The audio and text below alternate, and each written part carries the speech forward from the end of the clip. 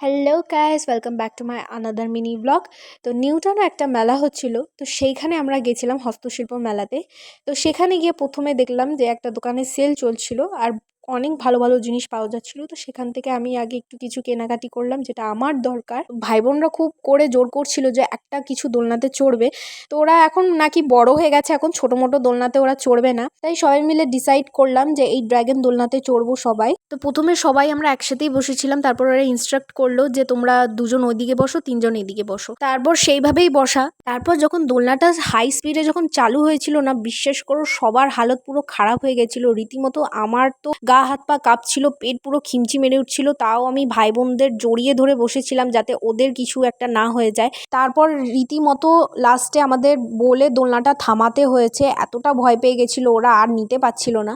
তা আমি বলবো যে যতই ফার্স্ট টাইম এক্সপিরিয়েন্স করতে যাও, বাচ্চাদের নিয়ে তো একদমই যাবে না, যারা একদমই হার্ট উইক তাদের তো একদমই স্কিপ করে যাও। তারপর ওদের ভয় খিদে পেয়ে গেছিলো, তাই এই পটেটো চিপস দিয়ে ওদেরকে একটু কাম ডাউন করানো হয়েছিল।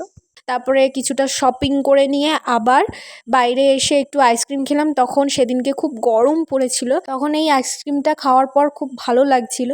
অনেক দিন পর সবার সাথে একটু ঘুরতে এসে বেশ ভালো লাগছিল। তারপর এখন খিদে পেয়ে গেছিলো সবারই, তাই আমরা সবাই চলে গেছিলাম বাস টার্মিনালে। ওখানে নানান রকমের ফুড কাউন্টার আছে, সবাই তো জানোই, যারা যারা গেছো তারা তো অবশ্যই জানবে। আমরা চিকেন বিরিয়ানি খাচ্ছিলাম আর ওরা মোমো পকোড়া এইসবই খাচ্ছিল। তো সবার সাথে অনেক দিন পর একটা ভালো সময় কাটিয়েছি সবাইকে নিয়ে।